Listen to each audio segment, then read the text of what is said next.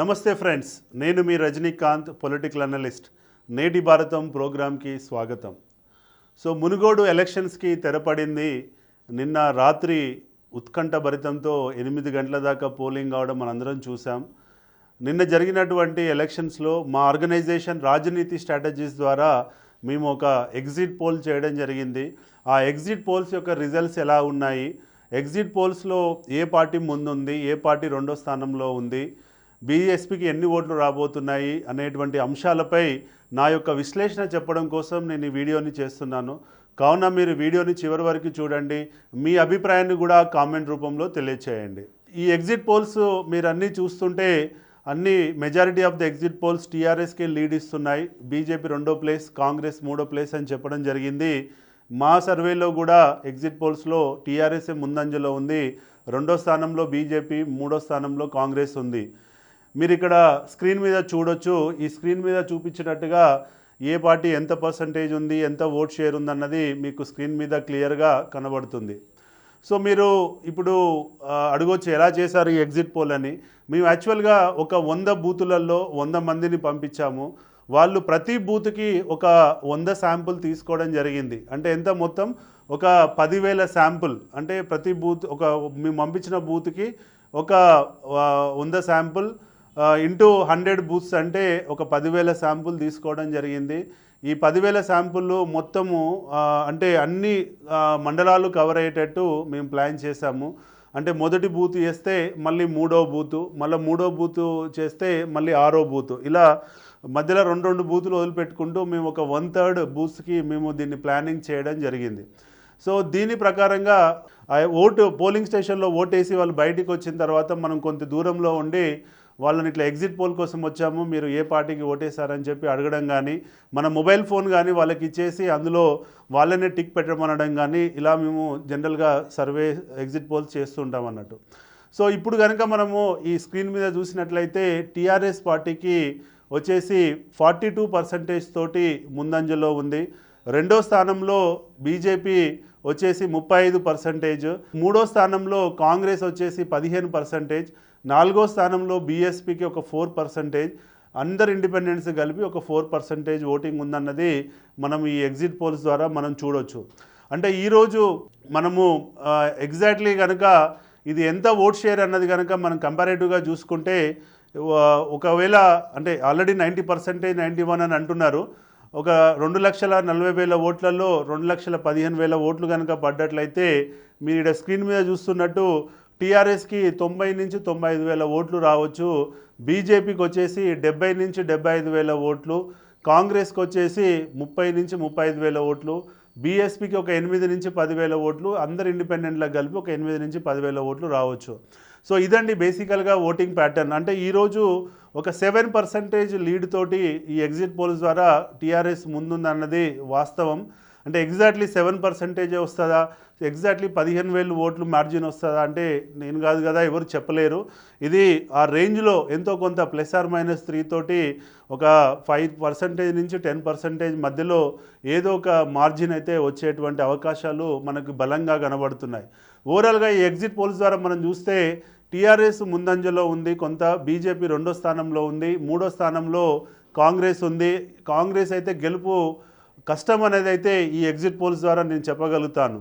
ఇక TRS BJP విషయానికి వస్తే ఇవాళ 10 నుంచి 15,000 ఓట్ బ్యాంక్ తోటి టీఆర్ఎస్ లీడ్లో ఉంది. ఇంకా ఏమైనా సైలెంట్ ఓటింగ్ ఉండి ఏమైనా జరిగితే మనం చెప్పలేము. అదర్వైజ్ మ్యాక్సిమం టీఆర్ఎస్ఏ గెలుస్తుంది అన్నది నా యొక్క అనాలిసిస్. సో ఇప్పుడు మీరు అడగవచ్చు, ఎందుకు మరి టీఆర్ఎస్కి ఈ ఓటు పడ్డది, ఎందుకు టీఆర్ఎస్ ముందంజలో ఉంది, అంటే హోరాహోరీగా జరిగిన ఎలక్షన్స్లో ఎందుకు బీజేపీ కొంత వెనక పడిపోయింది అనేటువంటి దాని మీద విశ్లేషణ చెప్పాలన్నది నా యొక్క ఉద్దేశం.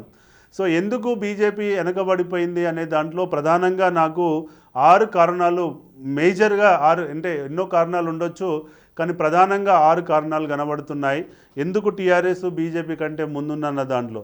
మొదటి కారణం వచ్చేసి ఏంటంటే టీఆర్ఎస్ మొదటి నుంచి ఆశించినట్టుగా అక్కడ సిపిఐకి కొంత ఓటు ఉందని చెప్పి సిపిఐతో పొత్తు పెట్టుకోవడం జరిగింది. ఆ సిపిఐ ఓటు జనరల్గా ఏంటంటే అయితే ప్రో కాంగ్రెస్ ఉంటుంది, లేదంటే వాళ్ళకైనా వేసుకుంటారు, లేదంటే కాంగ్రెస్కైనా వేసుకుంటారు.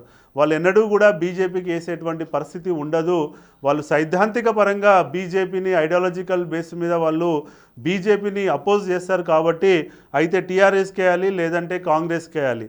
అయితే ఈ కాంగ్రెస్ టీఆర్ఎస్లో టీఆర్ఎస్ఏ బలంగా ఉందని చెప్పి కమ్యూనిస్టులు నమ్మారు కాబట్టి బీజేపీని ఓడగొట్టాలంటే టీఆర్ఎస్ఏ బలమైన పార్టీగా వాళ్ళు యాక్సెప్ట్ చేస్తున్నారు కాబట్టి తద్వారా కాంగ్రెస్ కంటే ఎక్కువ ఓట్ షేరు మనకి కమ్యూనిస్ట్ ఓట్ షేరు టీఆర్ఎస్కి షిఫ్ట్ అయిందన్నది నేను చెప్పాలనుకుంటున్న ప్రధానమైనటువంటి కారణం.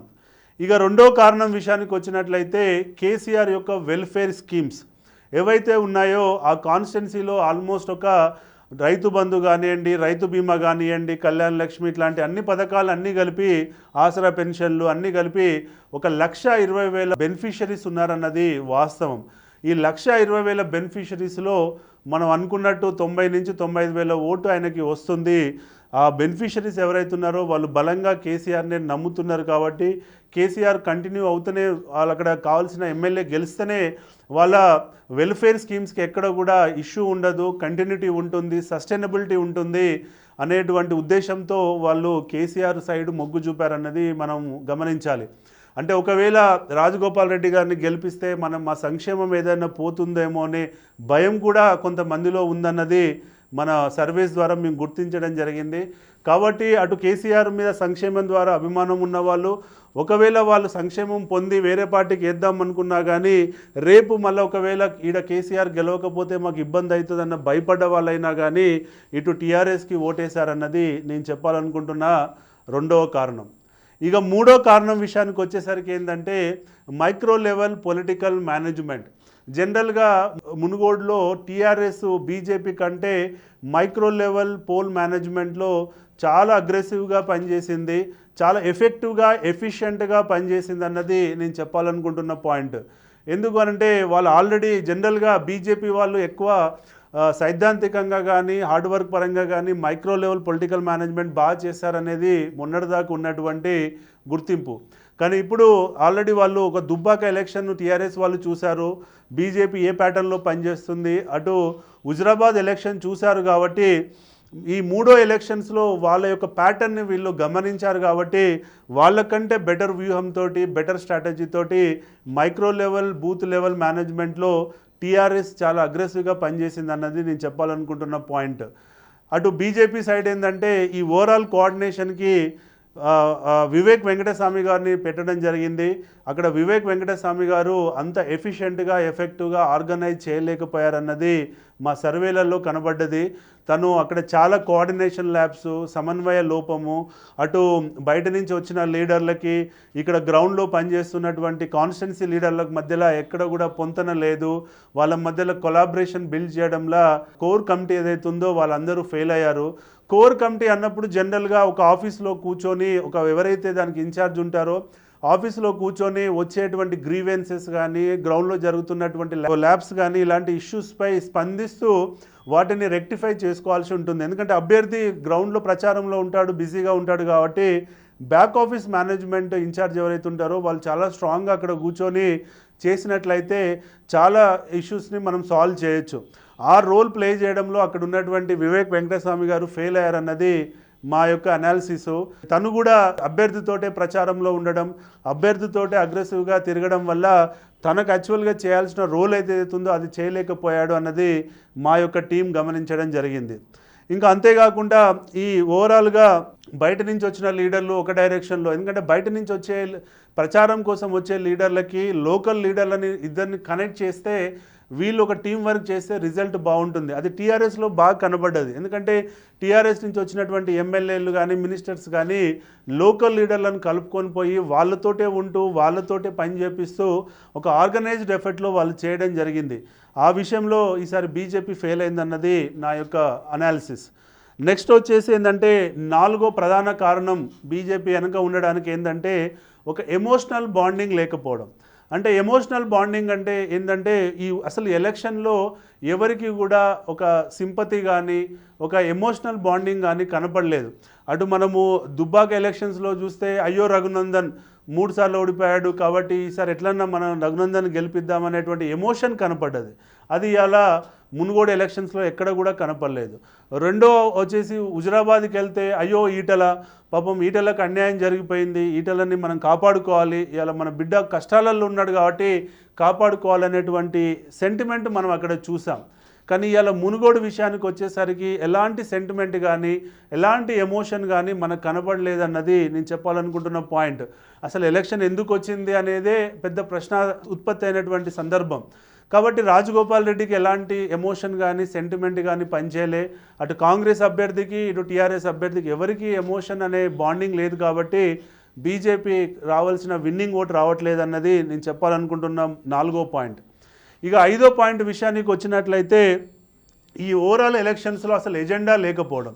అసలు ఏంటి ఎజెండా? ఇవాళ హుజురాబాద్కి వచ్చేసరికి బీసీల ఆత్మగౌరవము, బీసీల పోరాటము అనేటువంటి ఎజెండాతోటి ఈటల రాజేందర్ దాన్ని నడపడం జరిగింది. ఇటు దుబ్బాకకు వచ్చేసరికి రఘునందన్ గారు అటు సిద్దిపేట అభివృద్ధి చెందింది, అటు సిరిసిల్ల చెందింది, ఇటు గజ్వేల్ చెందింది అభివృద్ధి. ఇలా దుబ్బాక వెనుకబడిపోయింది అనేటువంటి ఎజెండాని సెట్ చేయడంలో ఆయన బాగా సక్సెస్ అయ్యాడు.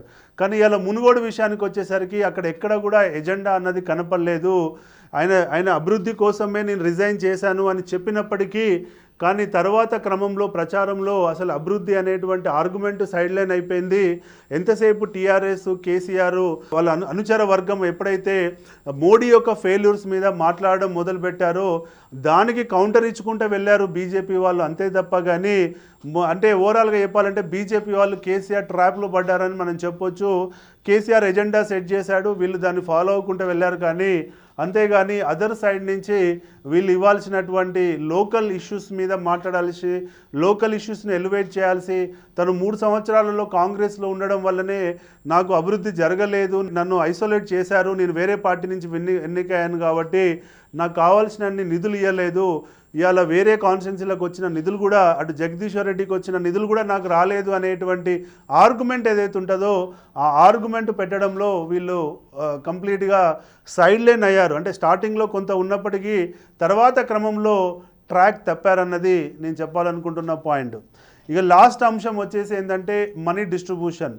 అందరూ ఎక్స్పెక్ట్ చేస్తున్నట్టుగా ఏంటంటే హుజురాబాద్లో చాలా ఎక్కువ ఇచ్చారు, ఇక్కడ ఎక్కువ ఇస్తారు అనేటువంటి అంశంపై చర్చ జరిగింది. అదే విషయంలో నేను అమౌంట్ చెప్పదలుచుకోలేదు కానీ రెండు ప్రధాన పార్టీలు అటు టీఆర్ఎస్, బీజేపీ సమానంగానే మనీ డిస్ట్రిబ్యూట్ చేసినప్పటికీ కానీ బీజేపీ డిస్ట్రిబ్యూషన్ కొంత ల్యాగ్ ఉంది, అనుకున్న వాళ్ళకి వెళ్ళలేదు.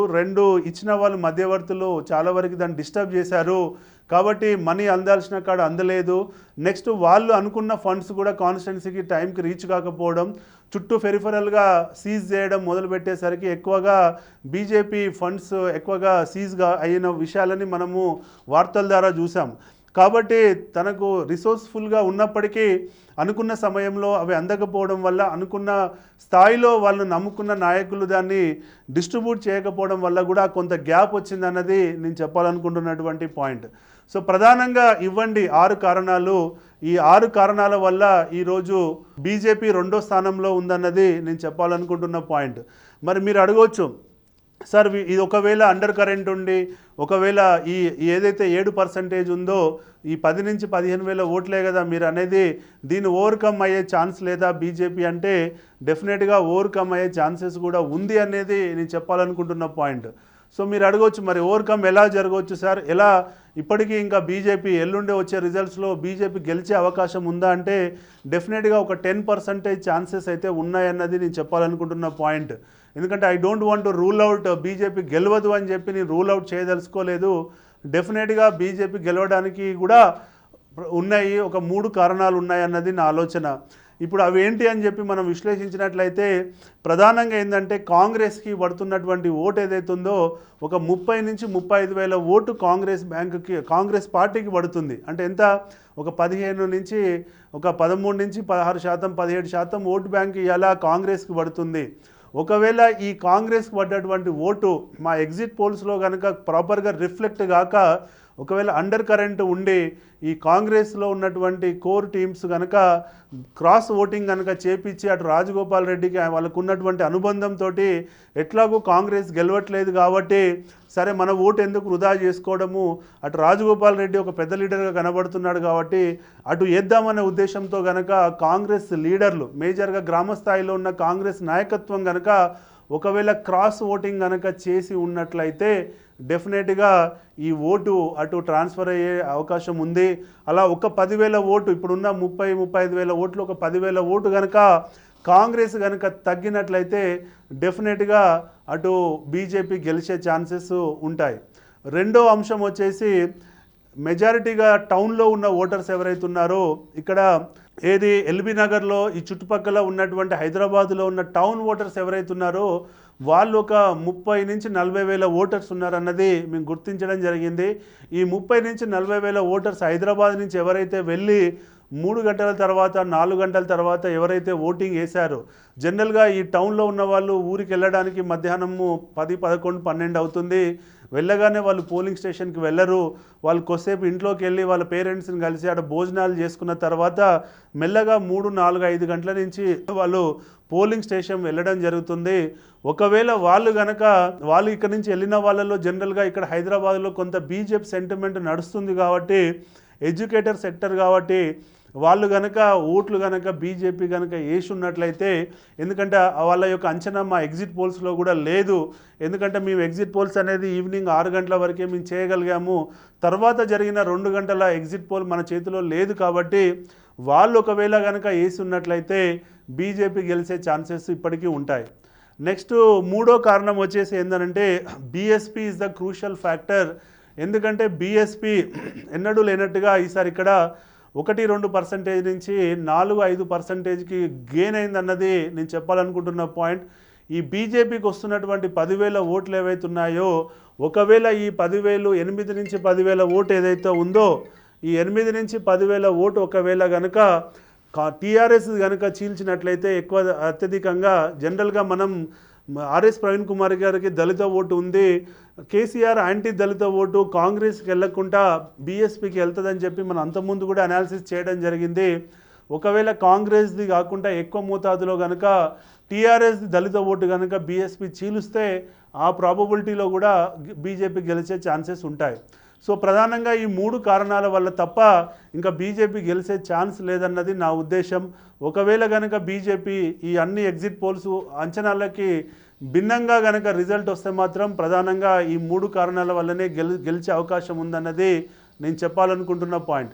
ఒకటి వచ్చేసి కాంగ్రెస్ ఉన్న ఓటు కనుక క్రాస్ ఓటింగ్ జరుగుంటే, రెండోది వచ్చేసి హైదరాబాద్లో ఉన్న టౌన్ ఓటర్స్ కనుక వెళ్ళిన వాళ్ళు ఎక్కువ మోతాదులో బీజేపీకి వేస్తే, మూడోది వచ్చేసి బీఎస్పీ కనుక వెళ్ళిన దళిత ఓటు కనుక ఎక్కువ మోతాదులో కాంగ్రెస్ కంటే టీఆర్ఎస్ది కనుక చీలినట్లయితే డెఫినెట్గా బీజేపీ ఇంకా గెలిచే ఛాన్సెస్ ఉంటాయి. సో ఇదండి నేను చెప్పాలనుకుంటున్న అనాలిసిస్. ఇది నా ఎగ్జిట్ పోల్. నేను అటు బీజేపీ ఎందుకు 2వ స్థానంలో ఉంది అనే విషయంలో అనాలిసిస్ చేశాను. ఒకవేళ బీజేపీ గెలిచే ఛాన్సెస్ ఉన్నాయా, ఉంటే ఎలాంటి కారణాలు అన్నది నేను చెప్పడం జరిగింది. సో కాబట్టి మీ అభిప్రాయాన్ని కూడా కామెంట్ రూపంలో తెలియజేయండి. ఎల్లుండి రిజల్ట్స్ కోసం వెయిట్ చేసి చూద్దాం. Let's hope for best. జై హింద్.